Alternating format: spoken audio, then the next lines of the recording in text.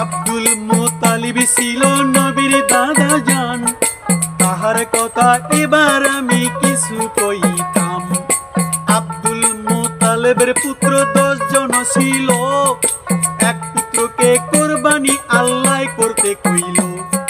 কোন ছেলেরে কোরবানি করবে নিজেও জানে না, এবার তো চিন্তায় পড়লেন মুত্তালিব তখন। সেই নবীর কথায় আমি নবীর দাদা জানের কথা এবারে কইয়া যাই। যার নূরে দুনিয়া পয়দা হয়, তোমার নূরে জগৎ পয়দা হয়, ওগো দয়াময় তোমার নূরে জগৎ পয়দা হয়।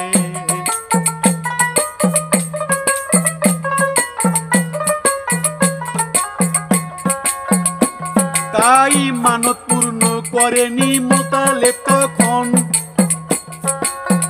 স্মরণ হইয়া গেল এবার স্মরণ হয় যখন।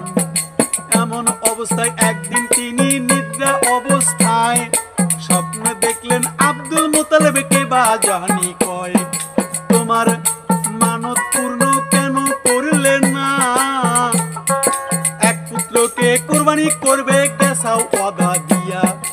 এমন স্বপ্ন দেখে তিনি জাগ্রত হবার পরে বিশেষ উদ্বিগ্ন হইয়া পড়িল তাতে, এবং নিজের পুত্রদেরকে আনলো ডাকিয়া।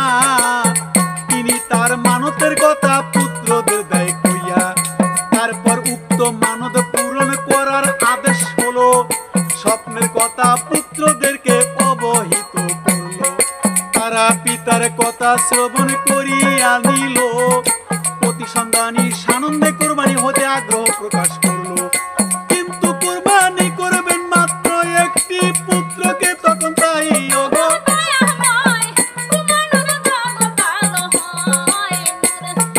তোমার নূরে জগৎ আলো হয়, নবী দয়াময় তোমার নূরে জগৎ আলো হয়।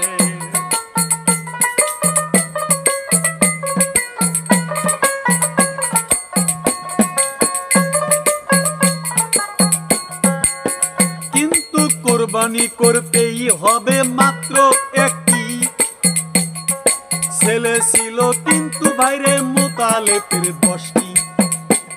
এখন কোন পুত্রকে কোরবানি করবেন তা নিয়ে খুবই সমস্যা। এই সমস্যার সমাধান করার জন্য মনে আশা লটারির আশ্রয় নিল মুত্তালিব তখন। লটারিতে তার ছোট পুত্র নাম উঠল আব্দুল্লাহ।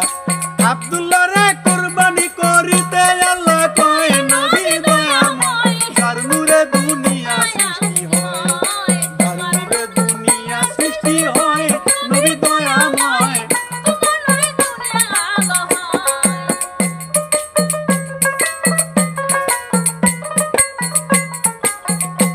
সম্মানিত শ্রোতা মণ্ডলী, দয়াল নবীর নূর তত্ত্ব আব্দুল্লাহর শিকেমে এই নূর আসলো।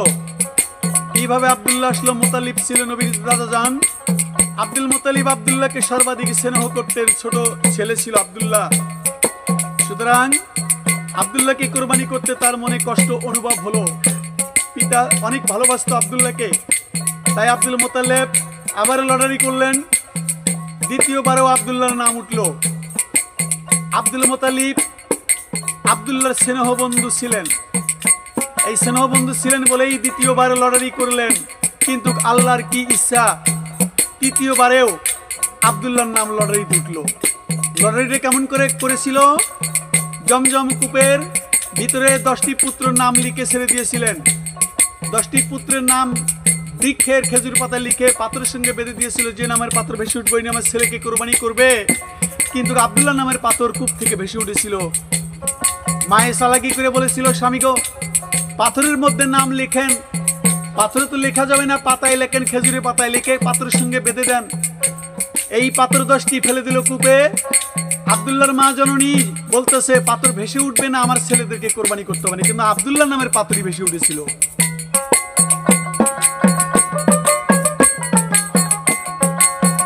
আব্দুল মুত্তালিব তখন পরিষ্কার ভাবে বুঝতে পারলেন আল্লাহ পাক সবই। আল্লাহ পাকি আব্দুল্লাহর কোরবানি কামনা করে না। আমার আপে কাদের গনি। তাই তিনি আর ইতস্ত না করিয়া করিয়া আব্দুল্লাহকে আল্লাহর পথে উৎসর্গ দেয় কইরা। কিন্তু আব্দুল্লাহর পেশানিতে নূরে মুহাম্মাদির আলো বিস্মৃত হচ্ছিল, ভাই কুরবানি করিব। তার রূপ লাবণ্য সৌন্দর্যের প্রতি প্রতি আত্মীয় স্বজন অন্যান্য লোকজন হইল তারা রাজি। শুরু করলো বিরোধিতা শুরু করলো, এবং যে সকল তারা সকলেই বিশ্বাস ভাবে আব্দুল্লাহর যাইয়া। মাতৃগণ আব্দুল্লাহর কুরবানিতে বাধা করতে চায়।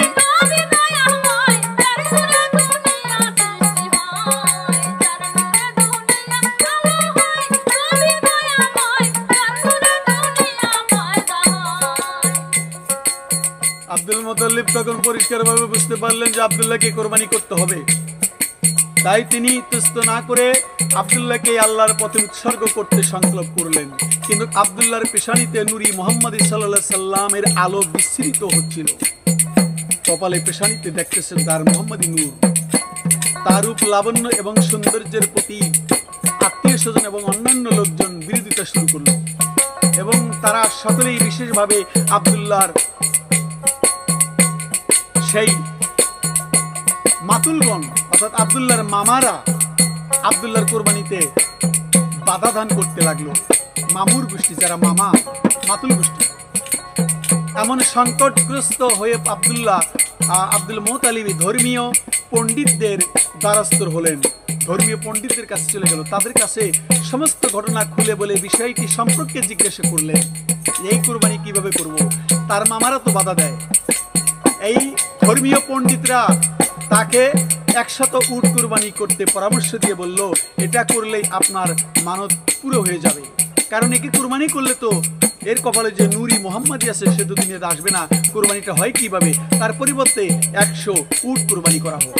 তখন আব্দুল মুতালিব তাদের পরামর্শ অনুযায়ী 100 উট কোরবানি করে তার মানত পুরা করে দিলেন। আব্দুল্লাহকে আর কোরবানি করতে হলো না। অন্য বর্ণনায় আছে তারা প্রথমে 10টি উট কোরবানি করতে পরামর্শ দিয়েছিলেন, আর তিনিও তাই করেছিলেন। এইভাবে 10 বার কোরবানি করলেন। যখন দেওয়ার জিল্লিক দিলেন তখন সেই কোরবানি গ্রহণ হয়ে গেল।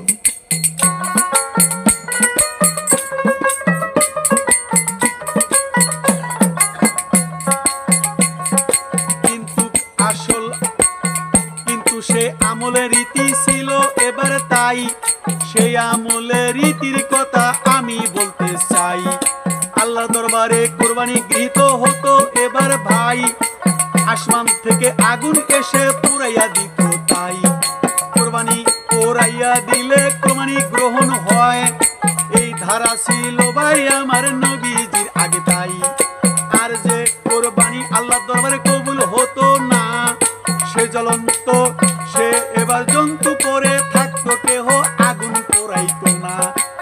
বোঝা গেল আব্দুল মুতাল্লিবের কুরবানি কবুল হলো না। তখন আবার তিনি আরো 10টি উট কুরবানি দিল, 10টি করে এইভাবে অসংখ্য বাড়তে বাড়তে, তাই যখন কোরবানি উটের সংখ্যা 500 হয়ে যায়, 500 পৌঁছিল, তখন আসমান থেকে আগুন আসে, সেই উটগুলো জ্বালিয়ে পুড়ে ছাই করে দিছে। এবার বোঝা গেল যে এতক্ষণ আব্দুল মুতাল্লিবের কোরবানি আল্লাহর দরবারেতে কবুল হইল, তাই বুঝে যাই করে গো, তাই বুঝে যাই করে।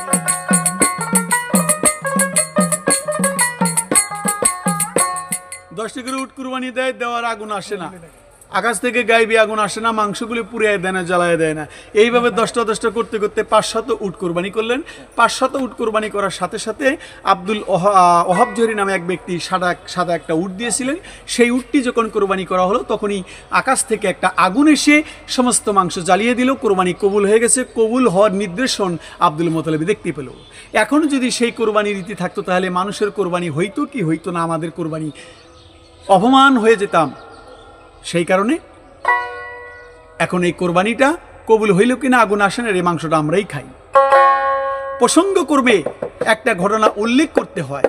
একদিন হযরত নবী করিম সাল্লাল্লাহু আলাইহি সাল্লাম বলেছেন, আমি দুজন জাবিউল্লাহ অর্থাৎ মহান আল্লাহ পাকের রাস্তায় দুজন প্রাণ উৎসর্গকারী ব্যক্তির সন্তান। তার একজন হলেন হজরতে ইসমাইল জবিউল্লাহ আলাইহিস সালাম এবং অন্যজন হলেন আব্দুল্লাহ জবিউল্লাহ আলাইহিস সালাম।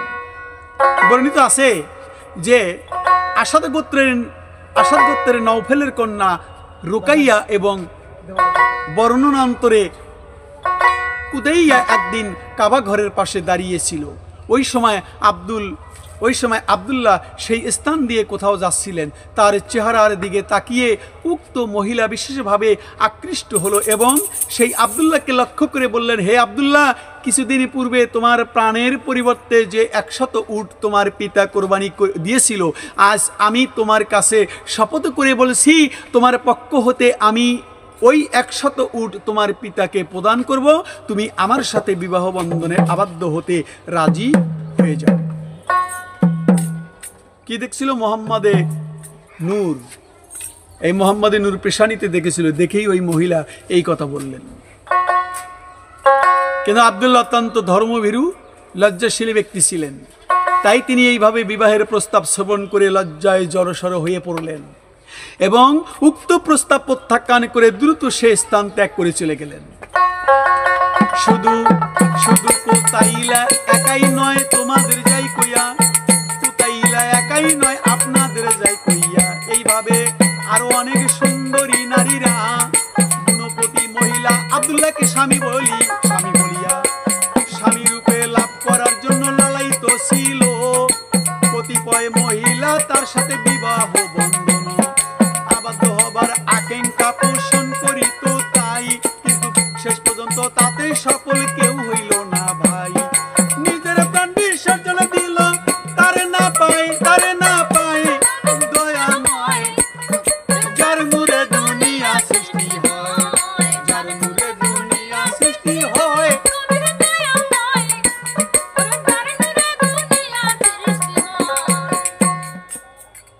এই মেয়ের নাম প্রথম বললাম কি নাম? কুতাইলা। এরকম অনেক নারী, বহুত নারী বিসর্জন দিলেন জীবন, কিন্তু আব্দুল্লাহর সঙ্গে বিয়ে বসতে পারলেন না। অন্যদিকে একদল ইহুদি ও খ্রিস্টান তাদের কেতাবের লিখিত প্রমাণাদি হতে বুঝতে পারল যে শেষ জামানার নবী সাইয়্যিদুল মুরসালিন তখন নূরি মুহাম্মাদি সাল্লাল্লাহু আলাইহি সাল্লাম রূপে আব্দুল্লাহর ললাটে অবস্থান করেছেন। সুতরাং তাকে হত্যা করার জন্য তারা সদা সর্বদা কাবা শরীফের চারপাশে টহল দিতে লাগলো। এই রূপটাকার তারা তওরাত ইনজিল কোরআন পড়ে বুঝেছিলেন শেষ নবী আখিরি জামানার পয়গম্বর আব্দুল্লাহর পেশানিতে নূর রূপে আসবে, তাই তাকে মারার জন্য তারা শুরু করলো। তাদের এই খ্রিস্টানদের উদ্দেশ্য ছিল যে যে কোনো উপায়ে হোক আব্দুল্লাহকে হত্যা করতে হবে, তবেই নূরি মুহাম্মাদি মানব রূপে দুনিয়ায় আসার আর কোনো সম্ভাবনা থাকবে না। ইহুদির ধর্ম বিনষ্ট হবে না, আর মুহাম্মদ আসলে পরে আমাদের ধর্ম নষ্ট হয়ে যাবে, খ্রিস্টান ধর্ম থাকবে না। আব্দুল্লাহর শিকার করার প্রতি বিশেষ ছিল, আব্দুল্লাহকে শিকার করবে তোমায় বলি। সুতরাং মাঝে মাঝে তিনি শিকার করতে গেল চলিয়া। আব্দুল্লাহ শিকার করার প্রতি বিশেষ ঝোঁক ছিল তখন। সুতরাং মাঝে মাঝে তিনি শিকার করতে শহরে যেতেন, বাইরে যাইতেন বাহিরে। অভ্যাস অনুযায়ী একদিন আব্দুল্লাহ শিকার করতে যায় নবী দয়াময়, তার নূরে দুনিয়া সৃষ্টি হয়।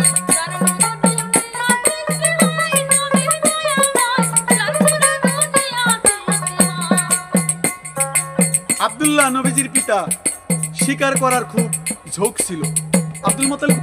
আব্দুল্লাহ খুব শিকার করতেন, শিকার করার ইচ্ছা ছিল, খুব শিকার করার ঝোঁক ছিল। সুতরাং মাঝে মাঝে তিনি শিকার করতে শহরের বাইরে যেতেন নবীজির পিতা আব্দুল্লাহ। এই অভ্যাস অনুযায়ী একদিন আব্দুল্লাহ শিকারের উদ্দেশ্যে বাইরে গেলেন। তার সম্পর্কে শত্রুদের এই হিংস্র ষড়যন্ত্রের কথা তিনি জানতেন যে আব্দুল্লাহ আজকে শহরের বাইরে গেছে শিকারে। এদিকে আব্দুল্লাহর শত্রুগণ জানতে পারলেন। এই সুযোগে এখনো বাইরে কি করা যায়, ধীরে ধীরে শত্রুর কবলে আব্দুল্লাহ। আল্লাহ যারে বাঁচায় মারতে কি সাধ্য, আরে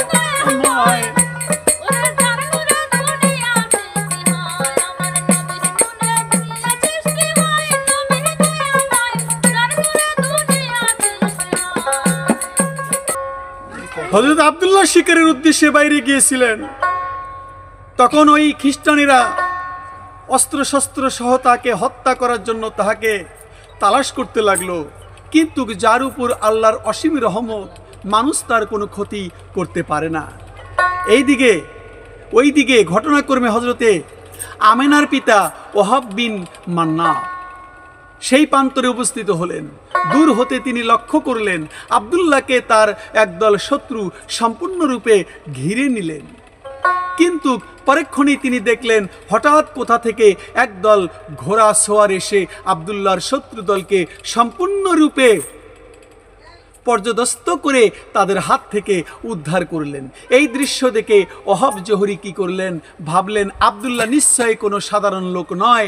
বাড়ি ফিরে ওহাব জোহরি ঘটনা নিজের স্ত্রীর কাছে বর্ণনা করে বললেন, কন্যা আমেনাকে আব্দুল্লাহর নিকটে বিবাহ দিতে চাই, কারণ আজকে আব্দুল্লাহকে খ্রিস্টানেরা মারতে চেয়েছিল, কিন্তু হঠাৎ করে কত শত ঘোড়া এসে তাহাকে উদ্ধার করলেন। এই ছেলেটা অবশ্যই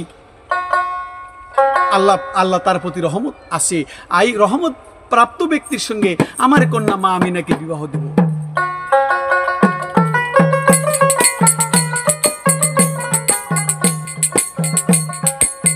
পক্ষান্তরে আব্দুল মুতাল্লিবের পুত্র আব্দুল্লাহকে বিবাহ করানোর জন্য পাত্রী খুঁজতেছে। ওহাব জোহরির কাছে প্রস্তাব পাঠাইল তখন আব্দুল মুতাল্লিব সর্বাধিক বিবেচনা করিয়া উচ্চবংশীয় সর্বগুণে গুণান্বিত রূপবতী কন্যা ছিল মায়া আমেনা বিবি, তার পুত্রের জন্য যোগ্য পাত্রী হিসেবে ঠিক করিয়া নিল এবং আমেনার সাথে আব্দুল্লাহর বিয়ে হইয়া গেল। শত শত নারী যারা পাগল হইয়া যায়, তাদের জীবনে বিপর্যয়ে বিসর্জন দেয়, তাতে কোনো লাভ হইল না, জীবন তোমার আশায় যায়।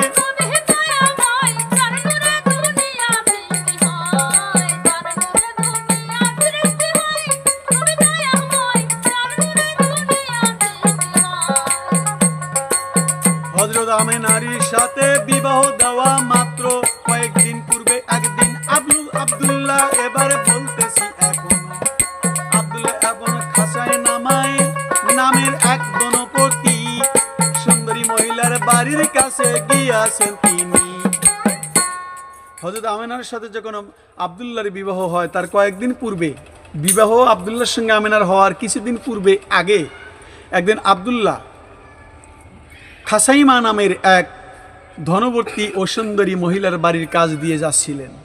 ওই মহিলা অত্যন্ত বুদ্ধিমতী, গণৎকার, তিনি গণনা করতেন এবং প্রাচীন ধর্ম গ্রন্থ আদিতে অভিজ্ঞতা সম্পন্ন ছিল। সে আব্দুল্লাহকে দেখেই তার পেশানিতে নুরি মোহাম্মদীর অবস্থা অনুমান করলো এবং কাছে বিবাহ বসতে পারলে নিজের জীবন সার্থক হবে বলে মনে করলো। সুতরাং সে আব্দুল্লাহকে ডেকে নিঃসংকোচে বলল, ও হে, তুমি আমাকে বিবাহ করো, তার বদলে আমি তোমাকে অনেক ধন সম্পদ দান করব। আব্দুল্লাহ যেহেতু লাজুক এবং ভদ্র চরিত্রের ছিলেন, তাই মহিলার প্রস্তাবের জবাবে তিনি বললেন, পিতার অনুমতি ছাড়া আমি কখনোই বিবাহের মতামত দিতে পারি না।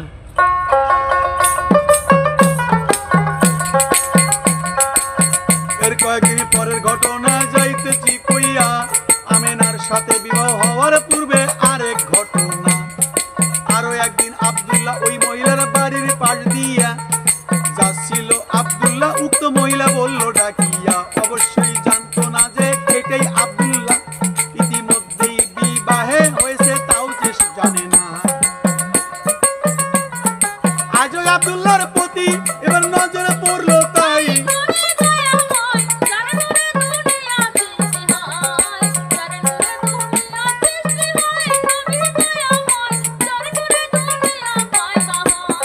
আবার কয়েকদিন পরে ওই নারীর বাড়ির পিছন দিয়ে যাচ্ছে, তাই বিবাহ যে হয়েছে এটা সে জানে না। আজও আব্দুল্লাহর প্রতি তার নজর পড়লো, সেই রাস্তার পাশে এসে দাঁড়ালো, কিন্তু আব্দুল্লাহ দেখে একবার তাকিয়ে সে আবার নিজ ঘরের দিকে ফিরে গেল। এতে আব্দুল্লাহ ছোটাছুটি বিস্মিত হয়ে জিজ্ঞেস করলেন,